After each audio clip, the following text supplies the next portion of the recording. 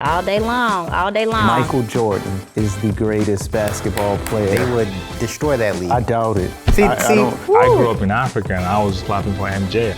Welcome to another episode of Messy Medicine. We are colleagues here discussing medicine. We have differing opinions. We'll get into heated debates, and just dealing with medicine overall can be quite messy at times. To my left, Dr. Chris Ibikunle. I have Dr. Jocelyn Slaughter here. And to my right, Nicholas Jones. Good to see you, buddy. And I'm Dr. Marc Jean-Gilles.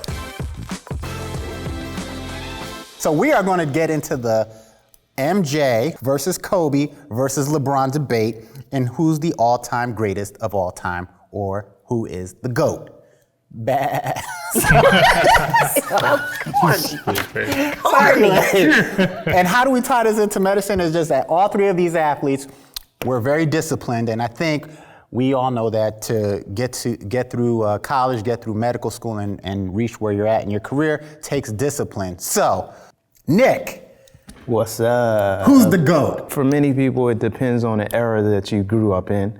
But for me, fortunately, I was able to see MJ play, I was able to see Kobe play, and I'm still watching LeBron. There's no question in my mind, Michael Jordan is the greatest basketball player of all time. Agreed. And I just say that because Kobe has emulated, developed his game based off of Michael Jordan. Correct. LeBron, he's a great player, but he doesn't have, I don't think he has the same skill set that a Kobe or Michael Jordan has. Now, Jocelyn, you were enthusiastically clapping for Michael Jordan. So I'm assuming since you're from Chicago, all day long, all day long. It's his airness for you. It is always going to be Michael Jordan. I got to see him play. I went to the rallies in Grant Park when we won, and he can do no wrong. Like, you didn't watch The Last Dance. I didn't because I heard there were lies, but but he's great. What wrong can a man do? He won 6 championships. What about you, Chris? Well, I mean, I think Michael Jordan, to me, is the greatest athlete of all time. I consider him to be a role model because I think he brings intensity to anything he does. He brings an attention to detail that you cannot see replicate. You might, argue that LeBron might overshadow, maybe has overshadowed him in statistics, but there's something on MJ that transcends era, that transcends how old you are. I grew up in Africa and I was clapping for MJ. I've never been to Chicago and I knew him. I mean, seriously, if you were able to take a time machine and take LeBron James and Kobe Bryant and put them in the era with Michael Jordan, they would destroy that league. I doubt it. I don't think they could take the punishment. Like, I agree. Like when they I think there were Kobe. There were some Kobe's in that era. There was some LeBron in that There era. was no Kobe's or LeBron's in There were. MJ's There era. were. Well, like who? Hakeem Olajuwon. Akeem. Wait, time out. Akeem was a great player. He was a center. It doesn't matter. Different position. All I'm saying is basketball in Michael Jordan's era was brutal. Like you get it. You took hits.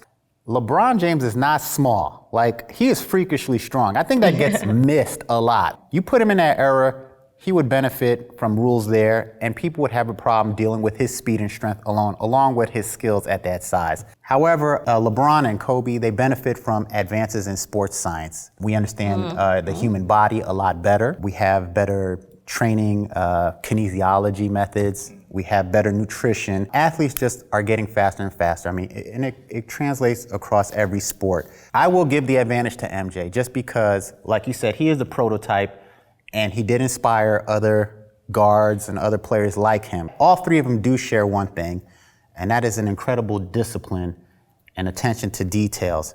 So how does that translate into your field? There's a lot of parallel between being an athlete, a good athlete, and being a good doctor.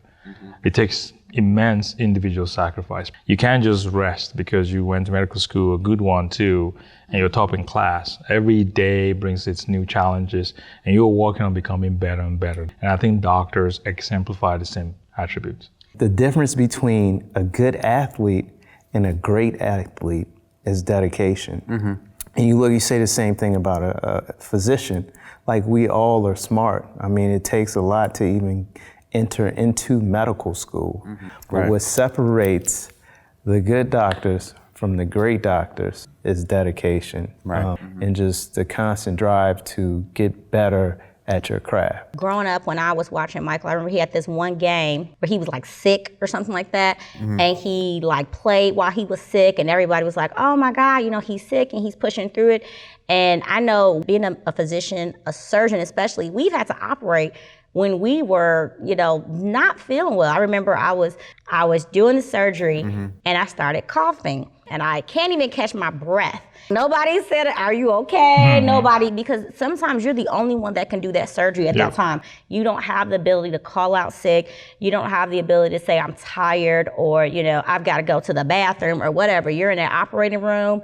You're the captain of that ship. You got to save that person's life. You got to finish that surgery. You know, Kobe recently passed, and that really broke my heart. And he once said that the goal is not the best part about it. You know, he said that getting there, the journey, that's the best part. And he said that's where the beauty lies. And I can relate that to residency. So for the audience, you know, Trenches. residency for us is like slavery. I mean, would you agree? It is. It's jail. It's like manual jail. labor. I mean, I could tell you, you know, I worked more than 80 hours a week, even though I was told not to say that. Right. No one cares. Nobody cared. I had to show up sick. And just going through it, I just remember saying, oh my God, this is so tough. This is so painful. Did I do the right thing? But then when I graduated, I was so grateful. Like, it wasn't graduating that was the best part. It was actually going through it. But you know, you push through, you get through, and that's the beauty of it, and the results that you get from that. That's the end game, but it's the process, it's the journey to get to that point. I think the training, like everybody's training, residency specifically, it's like where you learn and you practice. And so I know when I do a surgery, you're feeling really good when you know that you put in all this hard work for years, and then the outcome is a successful surgery and a happy patient. My first case, it was actually a general surgery case. It's supposed to be a laparoscopic cholecystectomy. Basically, I was removing the gallbladder using really small incisions with these cameras and this scope. It was a difficult case. It was all scarred in, and I had to open up. So this is my first case as an attending, and I have to go convert it from a laparoscopic case to an open case. And so I finished the case, and the patient did well, and I mean, it was the first of many, and the fact that I made it through without any problem, it was just very rewarding. I learned what I needed to learn.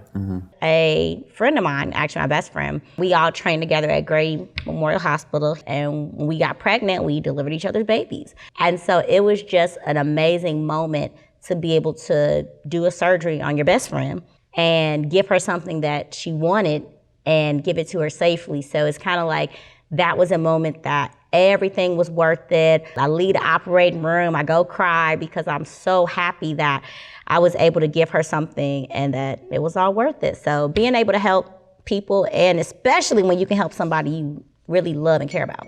You know, there's nothing as rewarding that give me a sense of fulfillment than saving young people's life. I had a 16-year-old boy come in and he got stabbed in the chest and there was a hole in his heart. We were able to rush him to the operating room, open his chest up, you know, find a hole, suture it up, and in less than a week he was home.